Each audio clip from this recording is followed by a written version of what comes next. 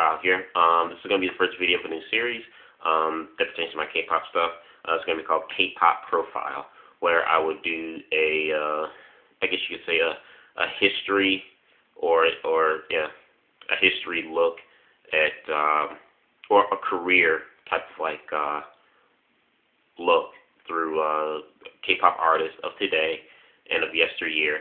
But I don't know if any K-pop fans would be interested in knowing about K-pop artists from like years ago. They probably don't care about the ones that are current now. But yeah, so my subscriber was a K-pop fan and asked me a few days ago to please make a video about Sonichi Day. And I've been thinking, what kind of video can I make on Sonichi Day? What will the topic be? What can I talk about?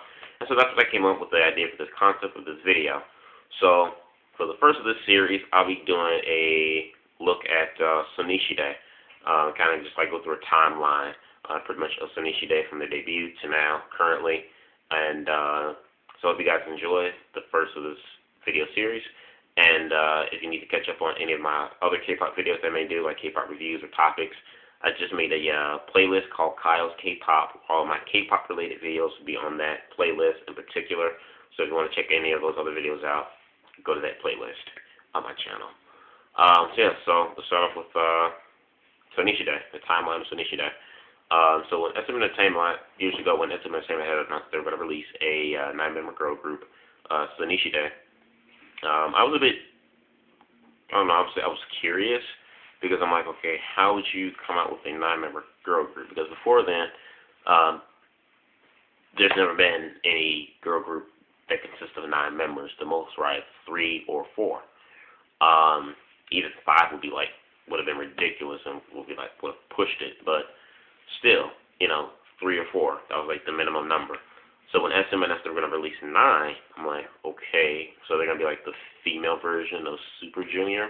I don't know. But when they came out with Into a New World album, it was their first full-length album, and then their music video, which was in single, based on the same title, Into a New World, when it came out in 2007, I liked it. It was different. It was cutesy, but it was like kind of fresh all at the same time.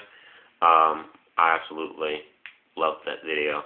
It's still one of my favorite songs from Sonichi Day to this day, because it's like, I grew up, listening to them, so thinking about me at that time, I was a freshman in high school, at the time they came out, so it's like, oh wow, this is,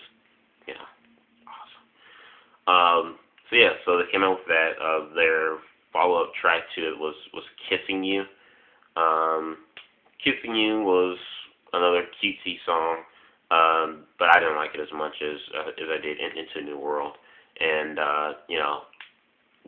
when Sonichi Day first came out, I was like, my gosh, it was hard, just to try to remember one person's name, but 9, just like, wow, give me a migraine here. So Sonichi Day still consists of my baby Tiffany, Taeyeon, Jessica, Sooyoung, Soyoung, Hoyoung, Sunny, Yuna, and Yuri.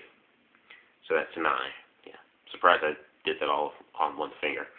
So they came out with the first album. From what I remember, the first album it did well. It didn't do too bad. I don't think they won any awards. I think they may have won Rookie of the Year award that year, but if memory serves me right. But I don't remember it being like that. Their album being like that popular or anything like that. If anything, I think when Sonichi Day first came out, the one thing that made them, and it got them in the media's attention so much was that because of their large number, 9 members in a female group that's never been done before. So that alone in itself was, eye-catching media attention. And then we didn't hear from Sonichi Day for quite a while after that, until they released a single from their first mini album, G. When they released G, bam, that song, that album put them on the map. That is still to this day their breakthrough album. I'd wonder if SM never, whoever came up with the song G, if he didn't come up with that song, I wonder what song would they use and would Sonichi Day be as popular as they are now? Because that was the song that put them on the map. And since then, they've been in media and everything else. And anyone who follows this group, you know the rest. G on Music Bank, and still to this day, holds the most consecutive wins, 9 weeks in a row, beating out Jewelry's One More Time, which that was number one for seven or eight consecutive weeks. G was like number 9 and broke that record on Music Bank. And then on Music Core, they won like 8 weeks in a row, something like that. So very, very popular song. I liked it. It was catchy. During that whole year, I think G came out in 2009. I think G came out in 2009.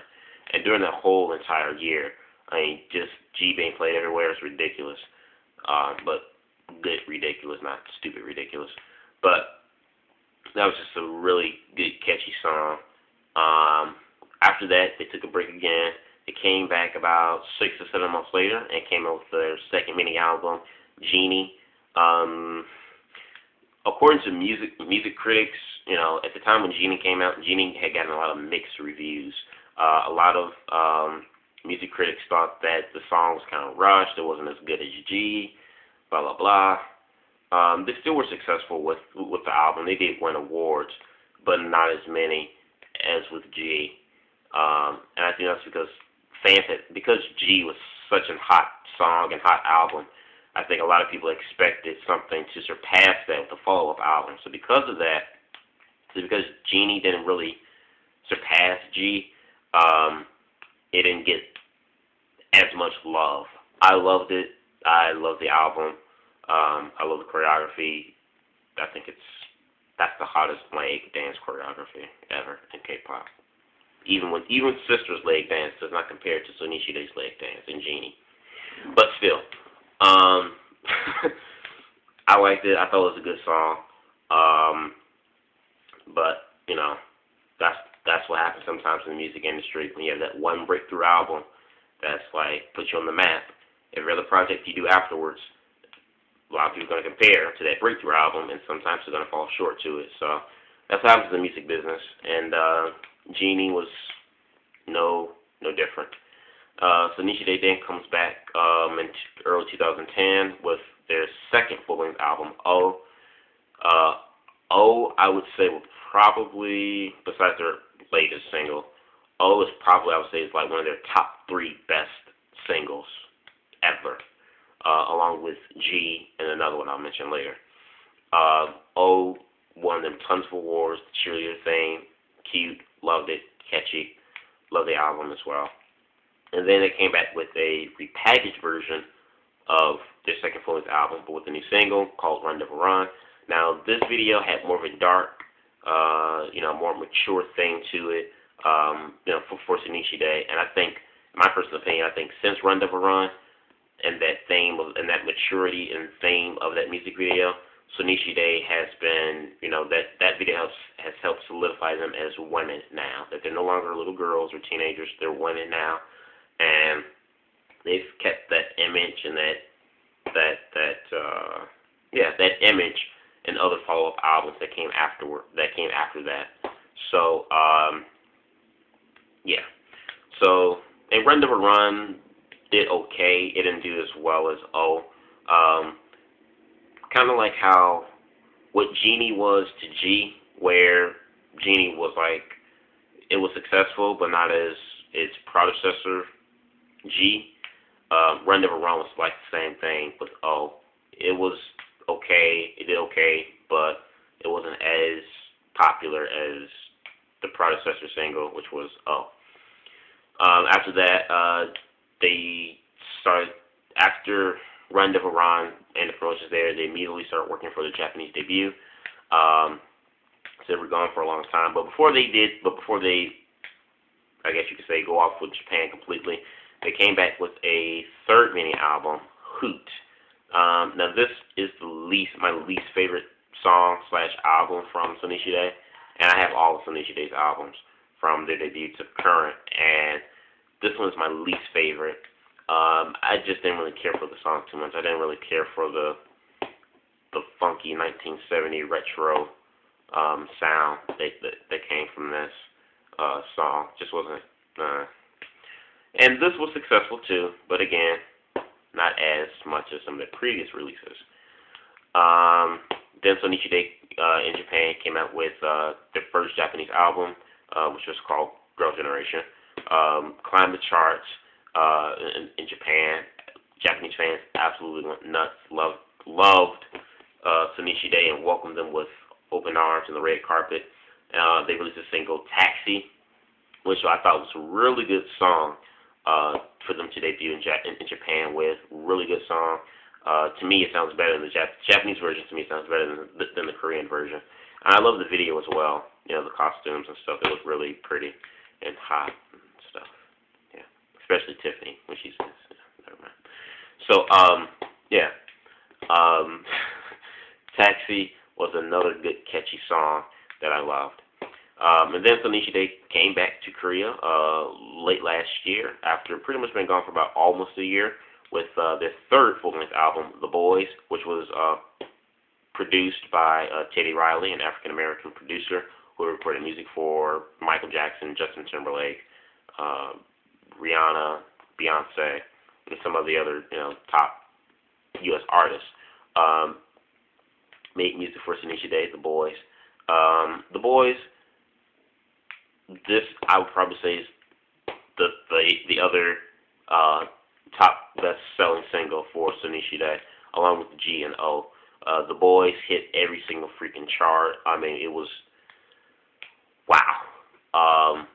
And I think it's because Girls' Generation never gone for such a long time, so when they came back, it was like a nostalgia type of thing, for South Korea. So when they came back, it's like, yay, our girls are back home. And so it's like it didn't matter if these girls sang a song that was just complete garbage. That song still would top the charts just because of who Sonichi Day are. And The Boys, my God, that song was just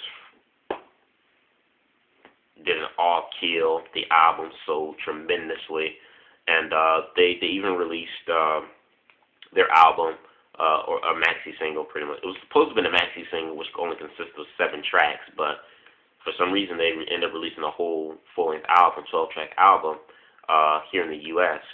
And for Sonichi Day to try to break through here in the U.S., I think The Boys is a good song to try to debut the U.S. in, because it sounds like a song you would hear the Pussycat Dolls or some other U.S. female artists that may sing. So I thought that was it's a good song choice for that.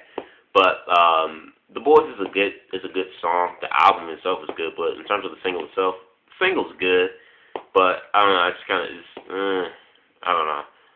Some people like it, some people hate it. To me, it's like it doesn't really grab your attention that much. Just hearing it, not watching the video of the song, but just hearing the song, it grabs your attention when you listen to it, like right then and there.